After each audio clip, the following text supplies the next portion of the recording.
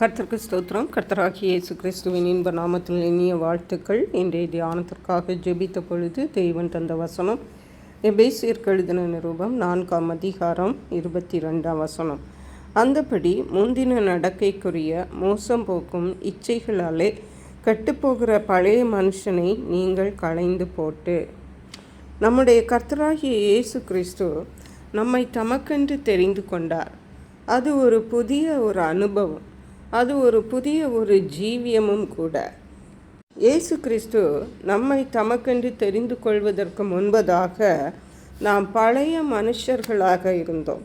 அப்பொழுது நம்முடைய முந்தின நடக்கைகள் நம்மை மோசம் போக்கும் இச்சைகளாகவே காணப்பட்டது. அது கெட்டுப்போகிற பழைய மனுஷர்களாகவே நம்மை வைத்திருந்தது.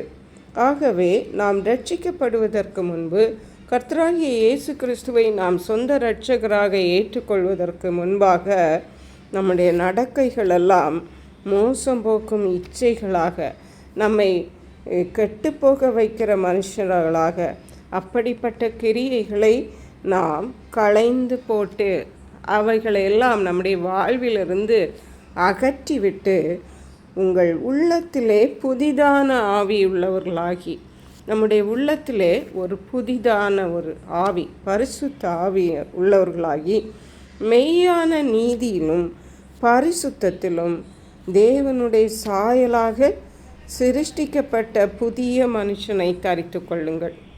பழைய மனுஷனை களைந்து போட்டு புதிய மனுஷனை நாம் தரித்து கொள்ள வேண்டுமாம். எப்படி என்றால், அந்த புதிய மனுஷன் எப்படி இருப்பார் என்றால், மெய்யான நீதியிலும் பரிசுத்தத்திலும் தேவனுடைய சாயலாக சிருஷ்டிக்கப்பட்ட புதிய மனுஷன். அருமையான கர்த்தருடைய பிள்ளைகளே, நாம் கிறிஸ்தவ வாழ்க்கை செய்து கொண்டிருக்கிறோம் என்று நாம் சொல்லுகிறோம், நினைக்கிறோம், செய்கிறோம். ஆனால் கிறிஸ்தவ வாழ்க்கையிலே நாம் களைந்து போட வேண்டிய காரியங்கள் உண்டு.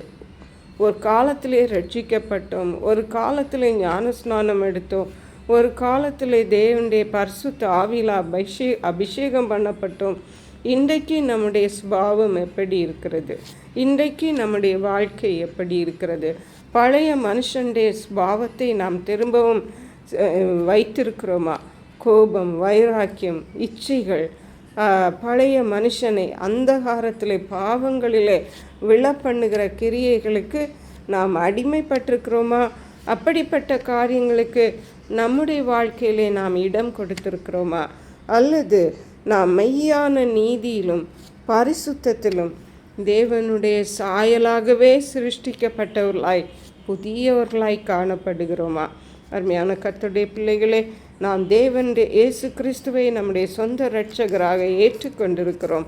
ஆகவே நாம் பழைய மனுஷனையும் அவனுக்குரிய காரியங்களையும் நாம் களைந்து போட்டு தேவனுடைய மெய்யான நீதியிலும் பரிசுத்தத்திலும் நம்மை புதிய மனுஷர்களாக நாம் காணப்படுவோம். அதற்கேற்ற கிருபைகளை தேவன் நமக்கு தந்தருளுவாராக. ஜெபிப்போம்.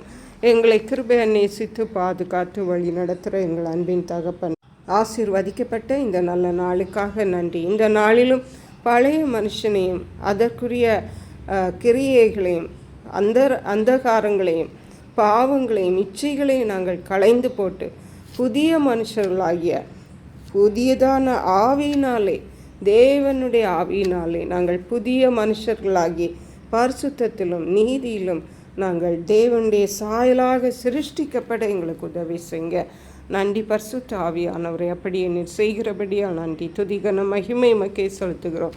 இயேசு கிறிஸ்துவின் இன்ப நாமத்தில் ஜெபிக்கிறோம் எங்கள் அன்புள்ள பரமபிதாவே, ஆமேன். இயேசு கிறிஸ்துவின் சுவிசேஷம் ஒவ்வொருவரையும் சென்றடையும்படியாக இந்த செய்தியை உங்கள் நண்பர்களுக்கு அனுப்பி வைக்குமாறு தாழ்மையுடன் கேட்டுக்கொள்ளுகிறேன். கர்த்தர் தாமே உங்கள் அனைவரையும் அபரிதமாய் ஆசீர்வதிப்பாராக.